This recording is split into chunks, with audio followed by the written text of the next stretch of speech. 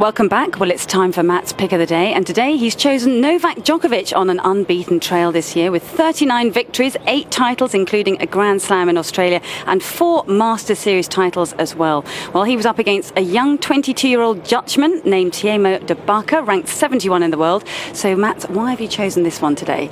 Well, I mean, it's pretty obvious. He's unbeaten this year. He's a changed man. He was a really good player a couple of years ago. He won the Australian Open in 2008, and I actually went out and said I think he's going to be #1 in the world very soon, because the way he plays tennis is the modern way of playing tennis. He ran into a bit of trouble, I think, on the court, and he wasn't really mature enough to carry the weight of being a Grand Slam champion. But he matured, maybe through Davis Cup, I'm not sure, but he has a very simple way of playing tennis. He plays the angles right now, decides before, goes down the middle, inside out forehand, takes the ball so early that he's in their face all the time, and I think they panic.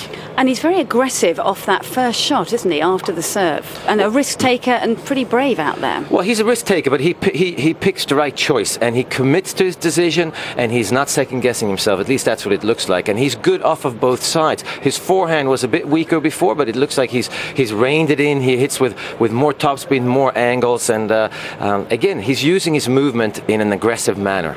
I mean, he's incredibly fit. He says there's no secrets about the fact that he's put so much work in off the court, Mats. And yet, was there a little bit of body management going on out there in that match today? Well, I think he's always been incredibly fit, but we also know that he has suffered from some asthma.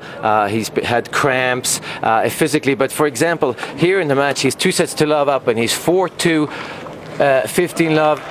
Well, he doesn't try for that one. There's a couple of points in this match today where he actually just lets it go, or he goes for some crazy winner that he can't win the point anyway. And I think he's saving himself. He's learning how to use what's left in his tank. It's not necessarily that he's much stronger physically, but he's learning to listen to his body more in a positive way.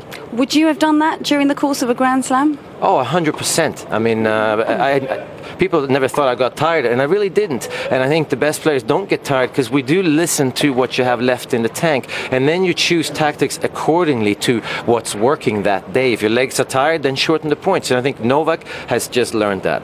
He's also obviously incredibly confident out there at the moment. He's on this incredible streak. Does that bring a different aura into the locker room that is counting for so much more out there on the court these days? Oh, I think so. I think it's much more like playing Rafael Nadal now. I mean, he doesn't get irritated. He returns most probably the best ever, better than Andre Agassi, and now better than Roger Federer.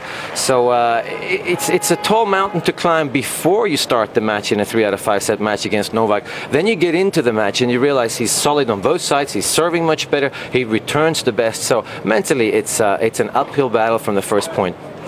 Okay, and of course, just lastly, he's talked so much about this gluten-free diet. Are you a gluten-free person, Matt? I'm not even sure what that means, to be honest. But I was hoping you were going to inform us all. There is not one thing that I don't eat, so I mustn't buy compy. Okay, apparently he's found gluten-free pizza, though, so you can still have pizza. Oh, you can. Nice. Okay. Well, Novak off to a great start today and is comfortably through to the second round. Yesterday, Barbara Schett went in search of him at the Serbian embassy, where they were giving him a special award. Here's the second instalment of Barbara's World.